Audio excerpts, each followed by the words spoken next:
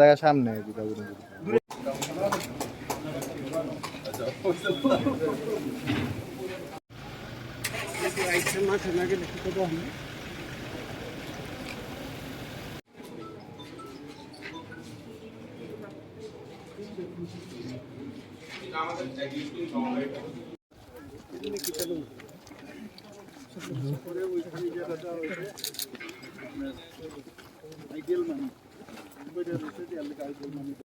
and a outfield boundary of 70 meters from the center pitch.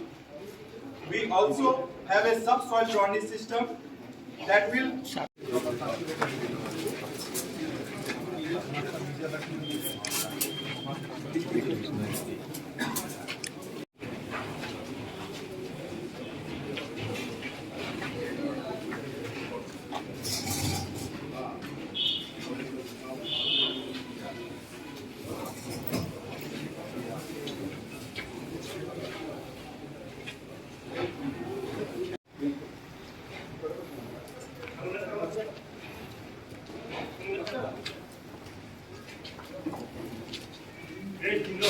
Project এটা যদি একটু বল।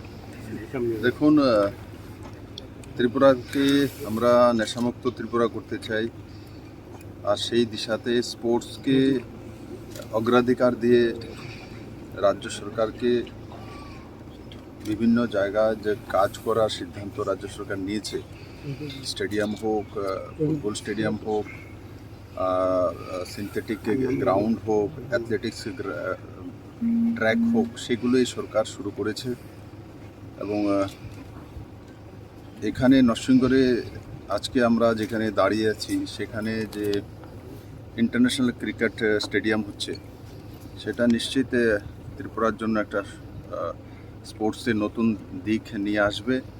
করোনার কারণে সেটা দেরি হয়েছে। 2017-তে এটার কাজ শুরু হয়েছিল। 185 কোটি টাকার ব্যয় কাজ চলছে, আর এই পর্যন্ত যতটা কাজ হয়েছে সেটা আপনারা পরিলক্ষিত করেছেন।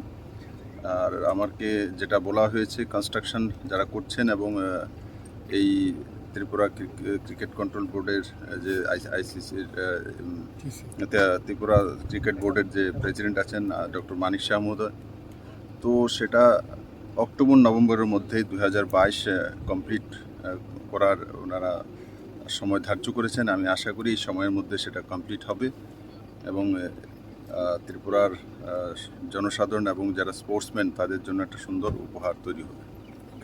Thank you.